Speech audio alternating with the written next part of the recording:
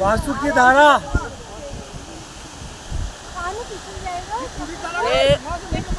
स्कंद पुराण में, शिव पुराण में एवं हमारे शास्त्रों में इस धारा का विवरण लिखा हुआ है।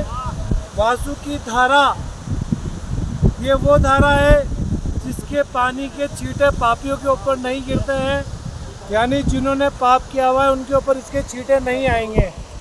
इसके अलावा नकुल सहदेव ने अपने प्राण यहीं त्यागे थे, अर्जुन ने अपना गांडीव यहीं त्यागा था।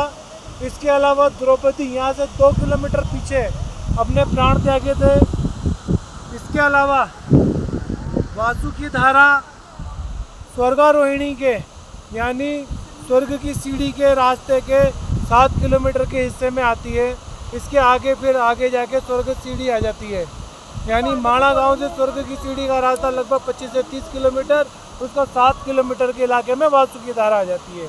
और इसकी पानी की बूंदें ऐसा लगता है जैसे बूंदें ना हो, बर्फ़ के फोए हों, उसके रूप में नीचे गिरती है। और नज़ारा आप भी देखिए वासुकी धारा का। दोस्तों, आपने बहुत सारे झरनों के बारे में सुना होगा जो अपनी विशेषताओं के लिए प्रसिद्ध है। कोई झरना बहुत खूबसूरत है तो कोई झरना अपने चिकित्सीय गुणों के लिए प्रसिद्ध है। दोस्तों, ऐसे ही अद्भुत और चमत्कारी झरनों के क्रम में आज हम आपको एक ऐसे झरने के बारे में बताएंगे जिसके बारे में कहा जाता है कि इस झरने का पानी सभी मनुष्यों के ऊपर नहीं गिरता।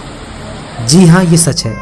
ये झरना गिरता तो है पहाड़ी से नीचे की तरफ, परंतु ये सभी मनुष्यों के ऊपर नहीं गिरता। तो चलिए अब जानते हैं कि आखिर ऐसा क्यों होता है, और साथ ही साथ इस झरने के इतिहास के बारे में भी जानेंगे।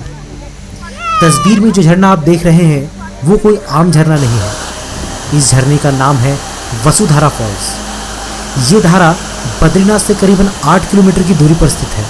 ये जलधारा करीबन 400 फीट ऊपर से गिरता है, परंतु ये सभी मनुष्यों के ऊपर नहीं गिरता। असल में कहा जाता है कि इतनी ऊंचाई से गिरने वाले इस झरने का पानी एकदम मोतियों की बौछार की तरह लगता है, जिसका पानी पापी मनुष्यों को नहीं भिगोता। कहा जाता है कि ये अष्ट वसुओं का तप स्थल है और इस प्रपात का जल उन लोगों पर नहीं गिरता जो लोग पापी हैं। कहते हैं यहाँ पंच पांडव में सहदेव ने अपने प्राण त्यागे थे और अर्जुन ने अपना गांडीव्य। मान्यता है कि यदि इस प्रपात की बूंद आप पर पड़े तो आप समझ जाइए कि आप पुण्य आत्मा हैं। कहते हैं कि इस झरने के रास्ते में कई जड़ी बूटियों से भरे पौधे हैं।